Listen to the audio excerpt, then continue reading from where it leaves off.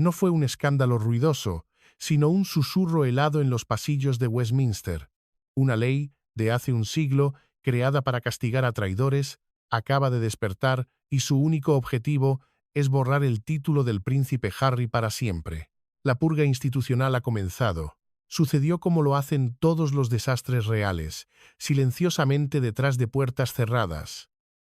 No hubo un anuncio repentino, ni una declaración del Palacio de Buckingham con su escudo dorado. Solo el lento y pesado rechinar de la maquinaria legal británica, una bestia que, una vez despierta, es imparable. En los pasillos de Westminster, donde los susurros tienen más peso que los discursos y el eco de la historia resuena en cada piedra, un nombre fue invocado desde las profundidades del archivo, un arma forjada en el fuego de la Primera Guerra Mundial, un espectro legal que se creía dormido para siempre. La Ley de Privación de Títulos de 1917. Para entender la gravedad de este momento, tenemos que retroceder un poco, a una era en la que la lealtad se medía en sangre y batallas. La Ley de 1917 no fue diseñada para celebridades descontentas, fue creada para traidores. Fue el instrumento legal que usó el rey Jorge V para arrancar los honores británicos de las manos de aquellos príncipes, sus propios primos, que habían elegido luchar por Alemania, el enemigo. El duque de Albany, el duque de Cumberland, sus nombres fueron borrados del registro de la nobleza británica por tomar las armas contra la corona. Durante más de un siglo, la ley permaneció latente, una reliquia de un tiempo más brutal, un recordatorio de que la traición a la corona era el pecado capital. Hasta ahora, el movimiento para aplicar esta ley al príncipe Harry, duque de Sussex, no fue una simple moción parlamentaria, fue un juicio histórico. La corona no estaba simplemente reaccionando a un escándalo familiar, estaba redefiniendo el concepto de lealtad en la era moderna. Los lores y los comunes no estaban debatiendo sobre un duque rebelde en California. Estaban estableciendo un precedente para el futuro de la monarquía misma, trazando una línea inquebrantable en la arena del deber. Porque la traición, según argumentaban las voces más graves en esas cámaras sagradas, ya no se mide en ejércitos y batallas. Se mide en entrevistas vendidas por millones de dólares a Oprah, en series de Netflix que mercantilizan el trauma familiar y en memorias que destrozan la mística de una institución milenaria. Harry no solo había roto el protocolo Windsor, había cometido un pecado mucho más profundo en los ojos del establishment. Había intentado convertir su linaje, un legado de servicio y sacrificio, en contenido comercializable. Y por eso, el sistema que lo creó se preparaba ahora para deshacerlo. La noticia se filtró, no como un torrente, sino como una humedad fría que se esparce por una pared de piedra. Las fuentes dentro de Westminster hablan no de ira, sino de una sombría resignación, una determinación clínica. Esto no era personal, era constitucional. El argumento era simple y devastador. Al usar su título para lanzar ataques sostenidos contra la institución que le otorgó dicho título, el príncipe Harry había, en efecto, tomado las armas contra la corona. Sus palabras eran sus armas y sus plataformas mediáticas, su campo de batalla. Este no era el rey actuando como un padre herido. Este era el Estado, en su forma más antigua y poderosa, protegiéndose a sí mismo. La activación de la ley de 1917 era la respuesta institucional definitiva, una purga simbólica para demostrar que nadie, ni siquiera un hijo del rey, está por encima del pacto de lealtad. El martillo de Westminster había empezado a caer, y el sonido, aunque silencioso, era ensordecedor para quienes sabían escuchar. La era de la impunidad había terminado. A miles de kilómetros de distancia, en la soleada y estéril opulencia de Montecito, la noticia cayó no como una bomba, sino como un veneno silencioso inyectado en el torrente sanguíneo. Las arañas de cristal aún brillan, los jardines están perfectamente cuidados, pero debajo de toda la ceremonia californiana algo se ha roto. El aire es denso, pero no de tranquilidad, es frío, cargado de un pánico controlado, porque el hombre que había huido de la trampa del palacio ahora se encuentra en una nueva jaula dorada, una construida por él mismo, y las paredes se están cerrando. Fuentes cercanas a la pareja describen una escena de furia impotente. Harry, el hombre que una vez fue el capitán general de los Royal Marines, ahora libra una guerra que no puede ganar, atrapado en los confines de su propia mansión. Se dice que camina por los pasillos como un león enjaulado, devastado y enfurecido, incapaz de comprender cómo el sistema que había desafiado con tanto éxito aparente ahora se volvía contra él con una fuerza tan fría y legalista. Según un informante, sus llamadas a Londres son una mezcla de súplicas y amenazas, pero al otro lado de la línea solo encuentra un silencio cortés y gélido. Él lo llama vengativo, un producto de los celos de su hermano y la presión de los medios que odia. Pero en el fondo, los conocedores dicen que lo que realmente siente es miedo, pánico puro, porque Harry, a pesar de toda su retórica sobre la libertad y la búsqueda de su propia verdad, nunca entendió realmente la naturaleza del poder que abandonó. Creía que su título era un derecho de nacimiento, inalienable, una parte de su identidad tan segura como el color de su pelo. No comprendió que, en el léxico de la corona, un título no es una posesión. Un pacto sagrado con la institución y con el pueblo británico, un pacto que él mismo quemó en la pira de la fama global. Su equipo legal en Londres y Los Ángeles, se dice, está trabajando frenéticamente, buscando desesperadamente lagunas, cualquier resquicio en la ley centenaria que pudiera preservar al menos una parte de las protecciones del título. Pero no hay margen de maniobra. La ley de privación de títulos es un instrumento brutalmente simple. No contempla apelaciones basadas en sentimientos heridos o intenciones malinterpretadas. Habla solo de lealtad y traición. Y el Parlamento no está jugando un juego de relaciones públicas. Está ejecutando una purga simbólica con precisión quirúrgica. Esto no es un titular de tabloide. Esto es la ley. Esto es el gobierno. Esto es lo que sucede cuando confundes la atención con el respeto y la notoriedad con el poder. En el silencio de su mansión, rodeado de seguridad privada y del eco hueco de todo lo que una vez tuvo, Harry comienza a darse cuenta de la aterradora verdad. No se había escapado de la monarquía, simplemente había sido desterrado a un exilio donde las reglas las sigue dictando el mismo palacio que dejó atrás. La jaula ha cambiado de ubicación, pero los barrotes, ahora invisibles, son más fuertes que nunca. En el corazón de esta tormenta, como siempre, se encuentra el fantasma de Diana.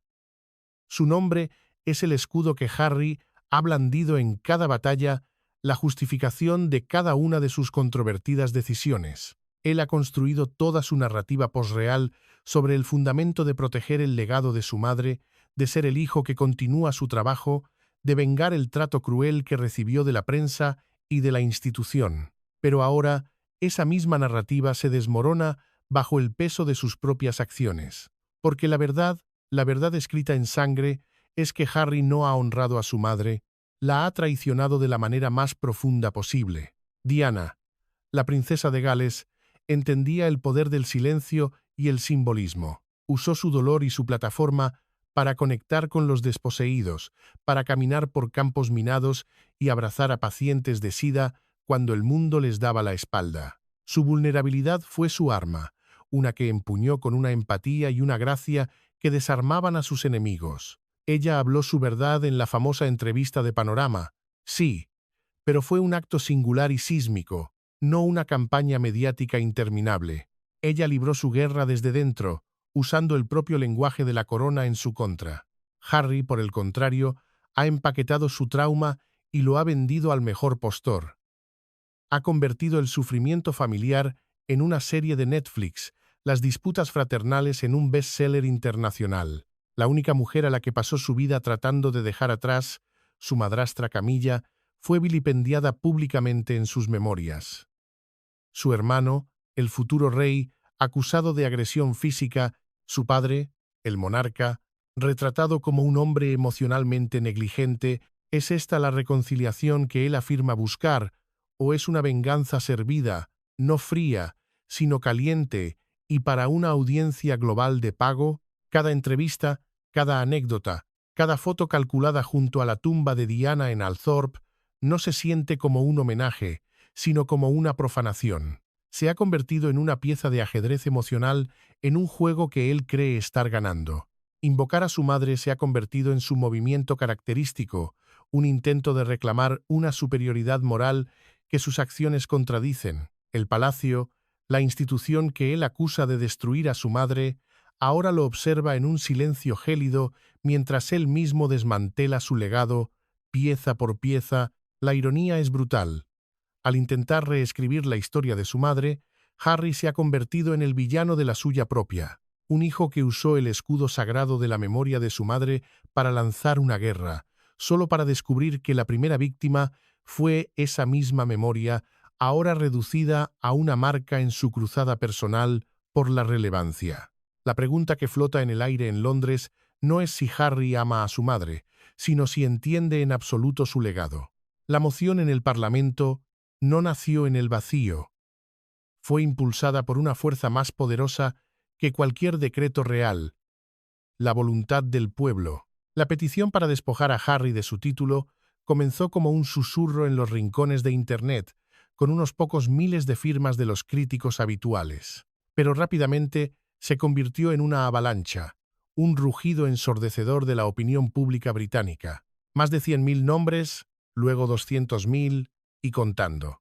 Este no era el trabajo de trolls organizados ni de fanáticos monárquicos extremistas. Eran ciudadanos reales. Gente de Sussex, gente de Londres, gente de Escocia y Gales. Eran las mismas personas que una vez se alinearon en las calles de Londres para el funeral de Diana, con el rostro surcado de lágrimas, que ondearon banderas de la Union Jack en la boda de William y Kate, celebrando la promesa de un futuro estable. Su ira no nacía del hecho de que Harry se fuera. El pueblo británico, en su mayor parte, entendió su deseo de una vida diferente, lejos del resplandor implacable de los medios. La ira nacía del hecho de que, después de irse, seguía volviendo para llevarse algo. Se llevó la simpatía, envolviéndose en el manto de la víctima perpetua, se llevó el centro de atención, eclipsando el trabajo silencioso y constante de los miembros activos de la realeza. Se llevó el nombre, usando Sussex Royal como una marca global hasta que la reina, en uno de sus últimos actos de autoridad definitoria, se lo prohibió. Pero no dio nada a cambio, ni dignidad, ni contención, ni la verdad completa, solo un flujo constante de quejas envueltas en el sol de California y presentadas como una valiente cruzada. Las encuestas de opinión pública reflejan este cambio sísmico. Un sondeo reciente de YouGov mostró que el 62% de los británicos apoyaba la eliminación de todos los títulos restantes de Harry y Meghan. Entre los votantes de mayor edad, el núcleo de la base monárquica, esa cifra se dispara a más del 70%. Incluso los grupos demográficos más jóvenes, que alguna vez fueron su base de apoyo más fuerte, le están dando la espalda. ¿Por qué? Porque la gente se siente utilizada por la actuación en la entrevista de Oprah, utilizada por las constantes invasiones de la privacidad que ellos mismos orquestan, utilizada por una pareja que afirmó escapar de la vida real solo para reempaquetarla y venderla con fines de lucro. Un residente de Sussex lo expresó sin rodeos a un reportero local del Port Brighton Argus. No es nuestro duque, es solo un actor de Netflix con un título. Esa frase, dura pero brutalmente honesta, captura perfectamente el sentimiento creciente. La gente se siente como un accesorio. El pueblo británico, conocido por su estoicismo y su lema de Keep calm and carry on, había llegado a su límite.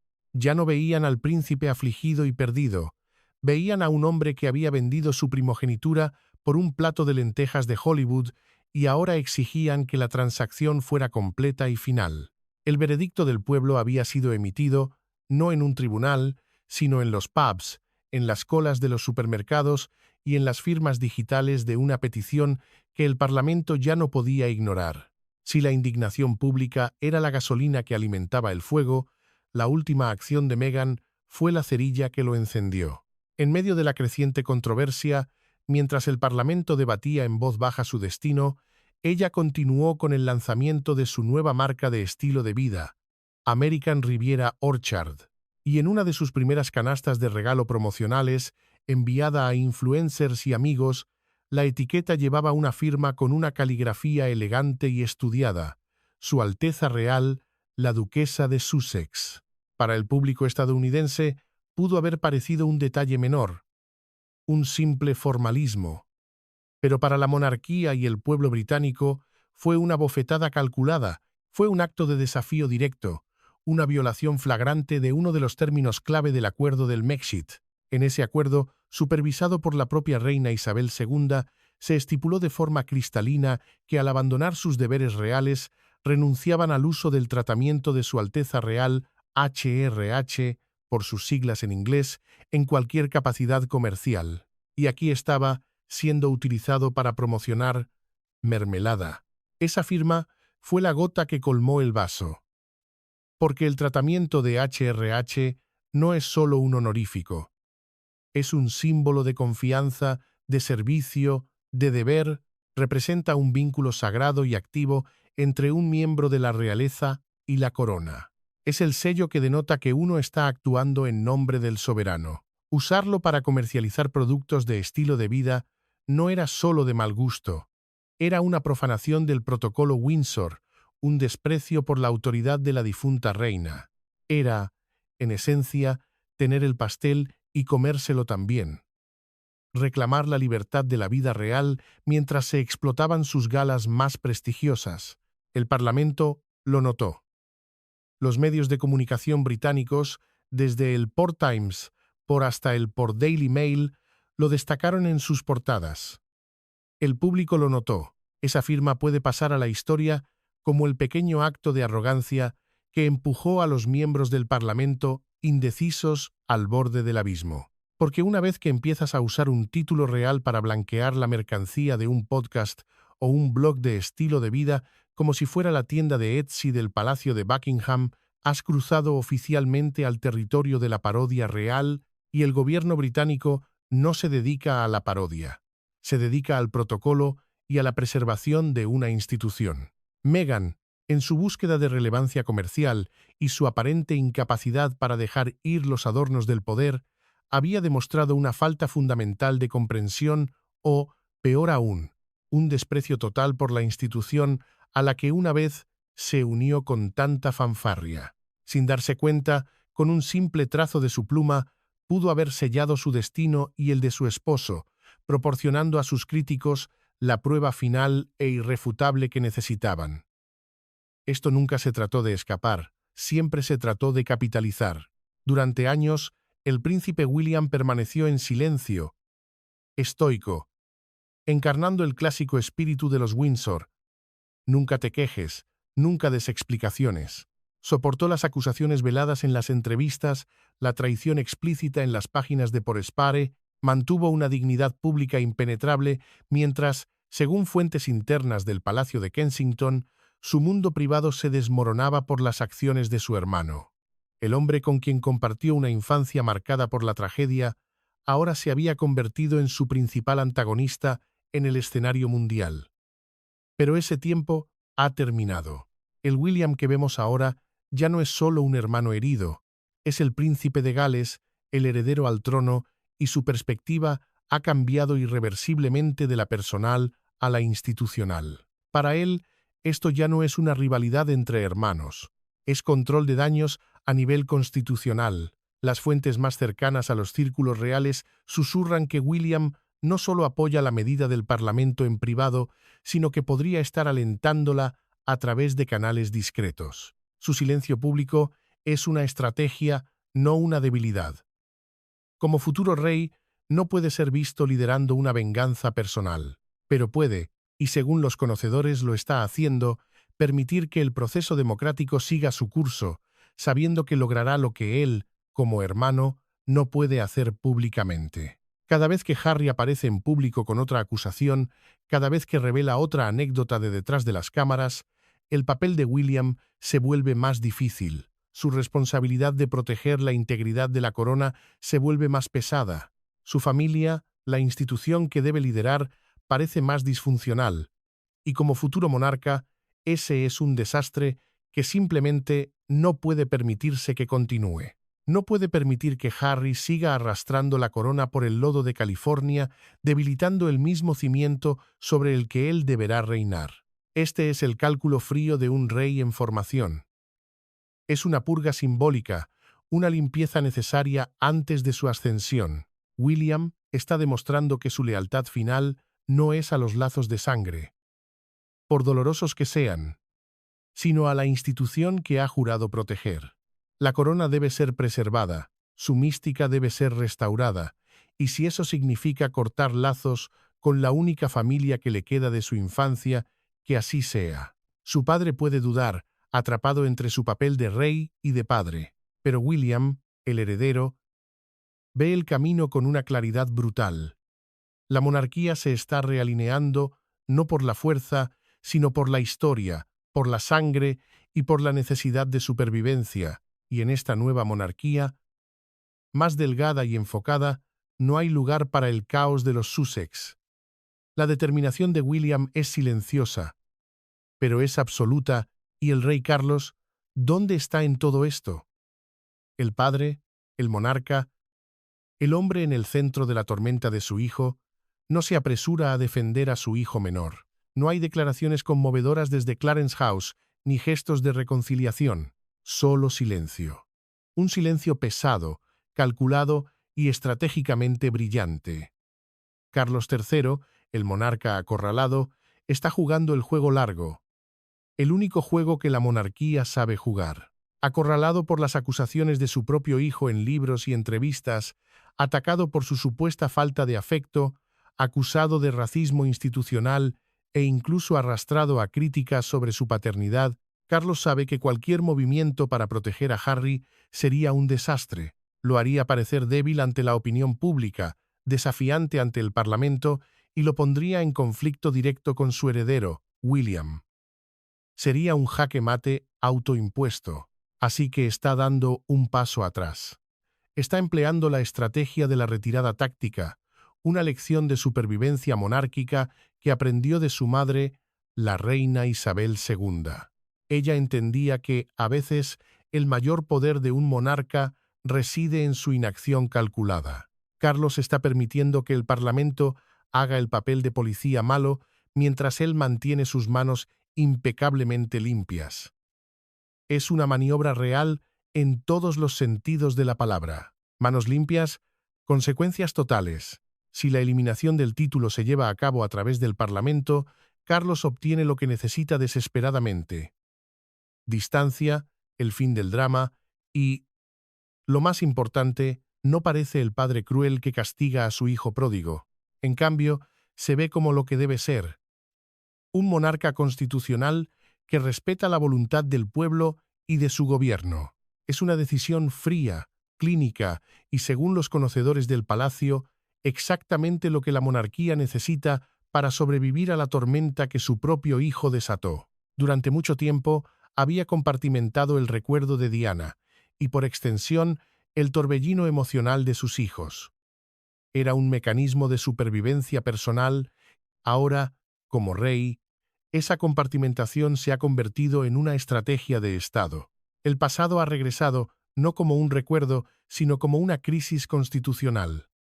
Y Carlos, el rey, está eligiendo la institución sobre el individuo, la corona sobre su propia sangre, porque entiende una verdad fundamental que Harry parece haber olvidado: los reyes van y vienen, los príncipes nacen y mueren, pero la corona debe perdurar. Su silencio no es ausencia de sentimiento, es la máxima expresión de su deber.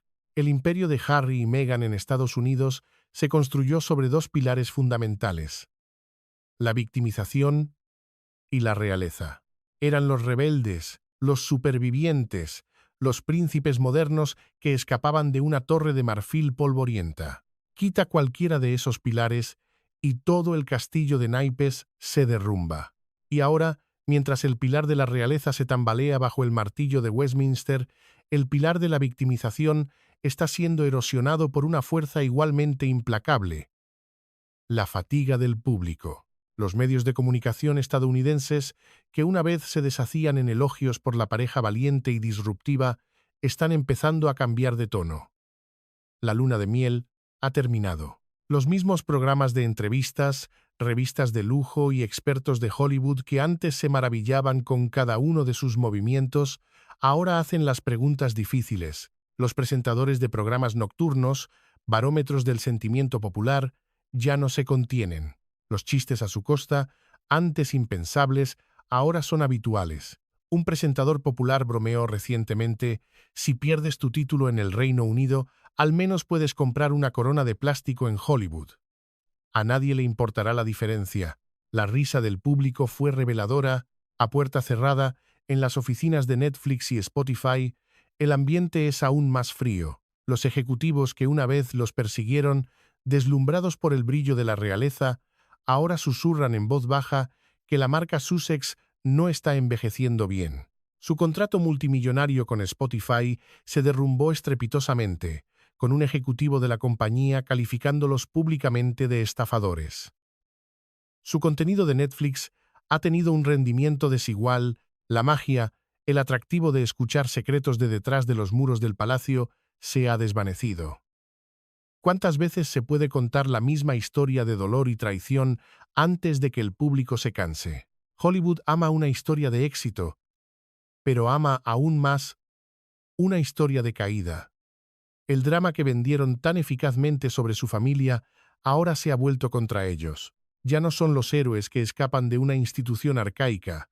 Cada vez más parecen dos personas atrapadas en su propia narrativa de quejas, incapaces de evolucionar. El espejismo americano, la promesa de una fama y fortuna ilimitadas, basadas en su historia de origen real, se está revelando como lo que siempre fue: un espejismo. Sin el título, sin la mística de la monarquía detrás de ellos, son solo dos exmiembros de la realeza adinerados en una mansión vendiendo una historia que cada vez menos gente está dispuesta a comprar. Se están convirtiendo rápidamente en lo que más temían: irrelevantes. Para entender la ferocidad de la reacción actual, debemos retroceder.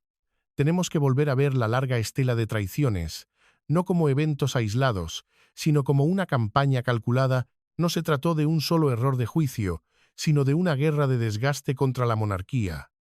Una estrategia de tierra quemada ejecutada en el escenario mundial. Todo comenzó con la entrevista a Oprah. Una andanada de acusaciones cuidadosamente ensayadas que sacudió los cimientos del palacio. La afirmación sobre comentarios racistas sobre el color de la piel de su hijo por nacer fue la bomba nuclear, diseñada para causar el máximo daño reputacional. Fue una acusación tan grave que el Palacio de Buckingham se vio obligado a emitir una respuesta, una medida extremadamente rara, declarando que algunos recuerdos pueden variar. La guerra había comenzado. Luego vino la serie documental de Netflix, Harry, Meghan. Lejos de ser un vistazo íntimo a su historia de amor, fue un relato de 6 horas de su victimización, un monólogo cuidadosamente producido donde ellos eran los héroes y su familia los villanos.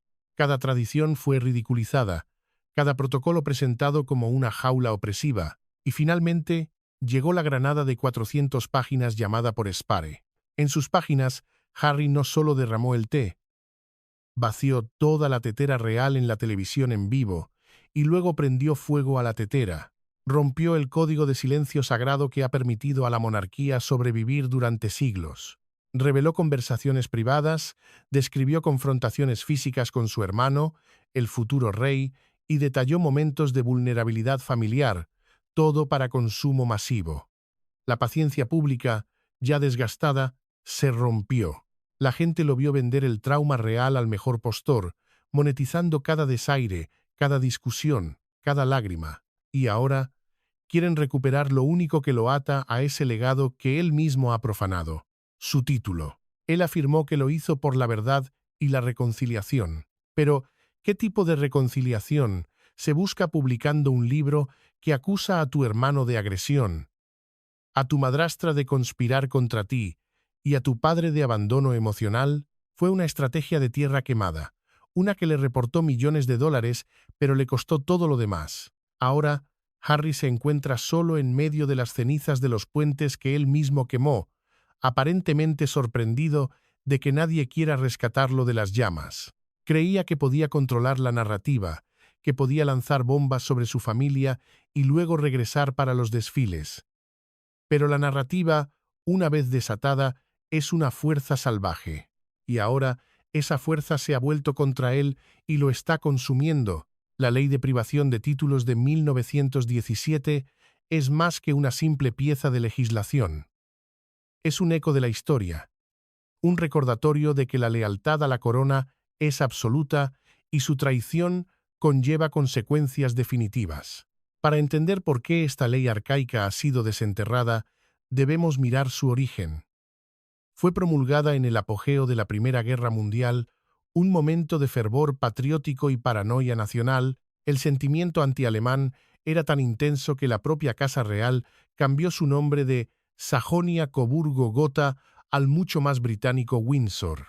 En este clima, era impensable que miembros de la realeza británica, que también ostentaban títulos alemanes y luchaban por el enemigo, pudieran conservar sus honores británicos. La ley fue diseñada para ser un instrumento de precisión, no una herramienta contundente. Creó un comité del Consejo Privado con el poder de investigar a cualquier noble que hubiera tomado las armas contra su majestad o se hubiera adherido a los enemigos de su majestad. Si se les encontraba culpables, sus nombres eran eliminados de los registros de la nobleza.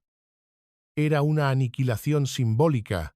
Ahora, los legisladores están reinterpretando esta ley para la guerra de información del siglo XXI.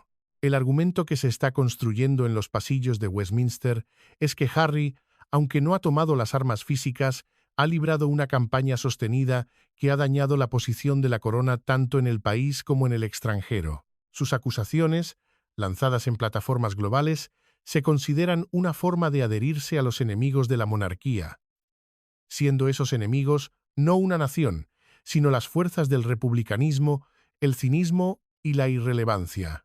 Los críticos en el Parlamento argumentan que permitir que Harry conserve su título mientras socava la monarquía establece un precedente peligroso. ¿Qué impediría que el próximo miembro de la realeza descontento firmara un acuerdo con una potencia mediática extranjera para ventilar los secretos de la familia a cambio de un cheque de pago? Un lord de alto rango lo expresó sin rodeos en una reunión privada. Si permitimos que el príncipe Harry mantenga su título mientras se beneficia de la institución que rechazó, nos arriesgamos a convertir la monarquía en una franquicia de reality shows, perdiendo toda su dignidad y autoridad. Esto no se trata de legalismos o precedentes históricos polvorientos. Se trata de la naturaleza misma de la monarquía como símbolo de unidad, tradición y servicio. Cuando el público ve a un príncipe actuando por encima de la responsabilidad, usando un título para atacar a su familia o beneficiarse de las controversias, se erosiona la confianza en una institución construida sobre siglos de continuidad y deber. El arma centenaria ha sido desenterrada porque la amenaza, aunque diferente en forma, se percibe como igualmente existencial para la integridad y el futuro de la corona. Imaginemos la escena. Dentro de la Cámara de los Lores, el aire es denso, pero no de celebración.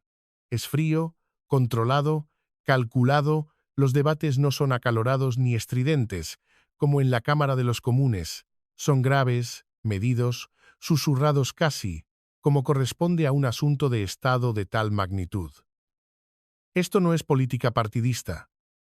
Esto es la preservación de una institución milenaria. Este es el Consejo silencioso en acción.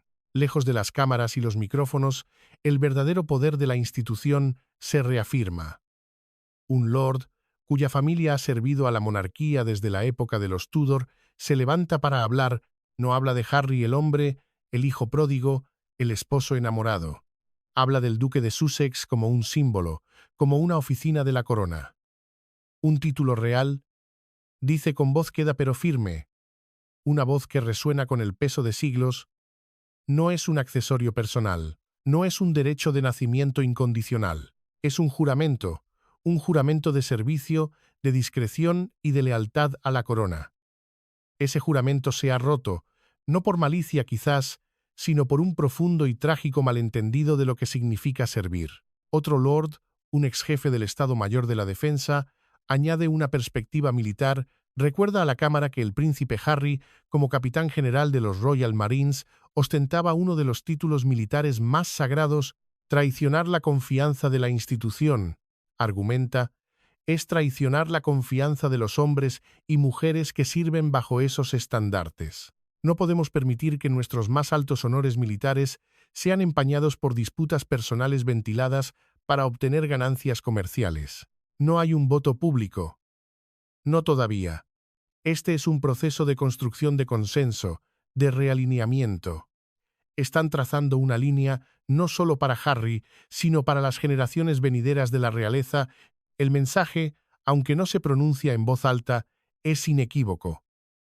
Se puede nacer príncipe, pero el respeto y los privilegios que conlleva deben ganarse y mantenerse cada día. No son transferibles a un acuerdo de producción en Hollywood. En ese silencio solemne se está decidiendo el destino, no solo de un duque, sino del futuro de la monarquía en la era moderna. No es un acto de venganza familiar, insisten las fuentes internas, es un acto de preservación, uno que la monarquía, y ahora el Parlamento, consideran esencial. Están cortando el nudo gordiano, protegiendo a la institución del caos que uno de los suyos ha desatado. El juicio se está llevando a cabo, no en un tribunal de justicia, sino en el tribunal silencioso y severo de la historia, representado por los guardianes de su tradición. Las repercusiones de la saga de los Sussex son ahora imposibles de ignorar, extendiéndose mucho más allá de las costas brumosas del Reino Unido. El mundo observa no solo como un espectador de chismes de celebridades, sino como un testigo de un choque cultural e histórico. Los medios de comunicación internacionales, desde el por New York Times por hasta por Le Monde por en París, han saltado sobre la historia, diseccionándola desde todos los ángulos. Algunos medios, particularmente en Estados Unidos, inicialmente enmarcaron la historia como la de Harry y Meghan contra una monarquía anacrónica. Pero esa narrativa está cambiando. Cada vez más se ve como una advertencia sobre la peligrosa colisión entre la cultura de las celebridades, con su hambre insaciable de contenido y revelación, y el legado histórico, con su dependencia del misterio y la contención. Cuando la fama, la fortuna y el escrutinio público se encuentran con siglos de tradición y peso político, las consecuencias son inevitables y, a menudo, destructivas. Un ejemplo claro fue la reciente visita de la pareja a Nigeria. Intentaron enmarcarla como una gira casi real, aprovechando una supuesta conexión ancestral de Meghan con el país. Sin embargo, la reacción fue mixta y, en algunos círculos, abiertamente hostil. El gobierno nigeriano se distanció públicamente de la visita y muchos comentaristas locales lo vieron como un acto de apropiación cultural y explotación oportunista. Incluso en el extranjero, el mensaje fue claro. Los títulos reales y la historia no son juguetes para beneficio personal. No importa cuán cuidadosamente empaquetes tu narrativa o comercialices tu imagen, no puedes abandonar la firma y luego intentar recrearla a tu antojo en otro continente. Esto convierte la posible retirada del título de Harry en algo más que un asunto doméstico. Se ha convertido en un comentario global sobre los límites de la celebridad post-real. En toda la Commonwealth, desde Canadá hasta Australia, donde el monarca británico sigue siendo el jefe de Estado, la saga está siendo observada con especial atención. Para ellos, la integridad de la corona no es una cuestión abstracta, está ligada a su propia identidad nacional. En todos los medios de comunicación, una verdad emerge. Esta saga ya no es solo una disputa familiar personal, es un caso de estudio del mundo real sobre lo que sucede cuando el privilegio se encuentra con la ambición desenfrenada. Cada titular, cada entrevista transmitida, cada meme viral aumenta la presión, dejando a Harry y Meghan bajo escrutinio desde todos los ángulos. Los temblores de este terremoto cultural se sienten en todo el mundo, y la reputación de una de las instituciones más antiguas del mundo pende de un hilo. Quizás la herida más profunda y personal en toda esta saga no se encuentra en los pasillos dorados del Palacio de Buckingham, sino en las calles adoquinadas, los pubs y las tiendas de té del propio Sussex. Cuando Harry y Meghan fueron nombrados duque y duquesa de Sussex el día de su boda en 2018, hubo una ola de orgullo genuino en el condado. Era su duque, su duquesa, un vínculo moderno con una institución antigua. Los ayuntamientos colgaron sus retratos y los negocios locales soñaban con visitas reales que impulsaran el turismo, pero ese orgullo se agrió rápidamente, convirtiéndose en un amargo sentimiento de abandono y finalmente de traición. La gente de Sussex siente que nunca tuvieron un duque que los sirviera. En cambio, su hogar, su identidad histórica, se convirtió en una marca global para una pareja que rara vez pisó su suelo y que no mostró interés en sus asuntos locales. El ducado se convirtió en un accesorio, un adorno prestigioso para su nueva vida en California. La petición para despojar a Harry de su título resuena con una fuerza especial aquí.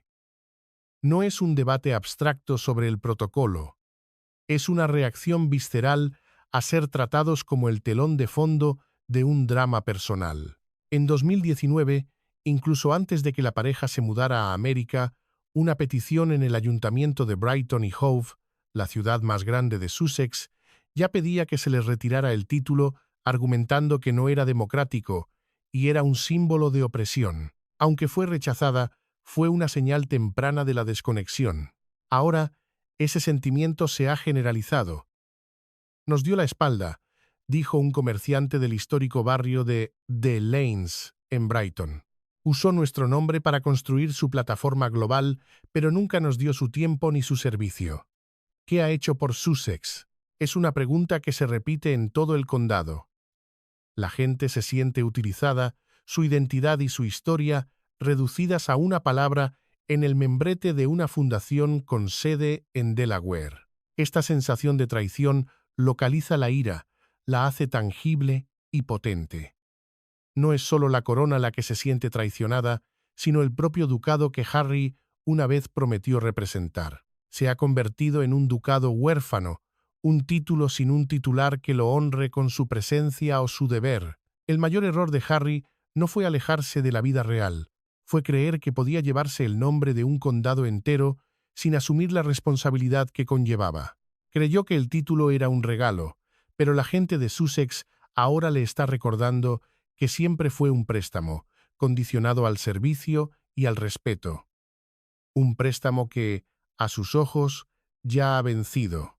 Y mientras la tormenta ruge en torno a Montecito, una calma notable, casi desafiante, ha descendido sobre la monarquía en el Reino Unido. La firma, como se la conoce, sigue adelante. La verdad brutal para Harry, la que quizás aún no ha comprendido del todo, es que la corona no lo necesita. De hecho, está demostrando que puede prosperar sin él. La maquinaria del deber no se detiene por el drama personal. El príncipe William y la princesa Kate, ahora el príncipe y la princesa de Gales, están en el centro de esta nueva era. Están aumentando su popularidad no a través de revelaciones explosivas, sino a través de un trabajo constante y visible. Encarnan una visión de deber moderno y estabilidad, combinando la tradición con un toque de accesibilidad del siglo XXI. Cada compromiso que cumplen, cada organización benéfica que apoyan, es un ladrillo en el muro que los separa del caos de California. Se han convertido, a los ojos del público, en los guardianes de la continuidad. La reina Camilla, una vez la figura más vilipendiada de Gran Bretaña, está ganando un respeto tranquilo a través de su trabajo incansable y su discreción. Ha adoptado el mantra de la difunta reina: nunca quejarse, nunca dar explicaciones. Su estoicismo frente a los ataques directos en las memorias de Harry le ha ganado una admiración a regañadientes incluso de sus críticos más acérrimos. El enfoque de la monarquía ha vuelto a lo que mejor sabe hacer: la estabilidad, la tradición y la continuidad. Harry y Meghan son el factor del caos, una distracción ruidosa, pero en última instancia una nota a pie de página en una historia milenaria. El palacio ha sobrevivido a escándalos mucho mayores, ha sobrevivido a abdicaciones, guerras, incendios y tragedias. Sobrevivirá a una pareja descontenta en California. Al permitir que el Parlamento tome la iniciativa, la corona está demostrando su increíble resiliencia.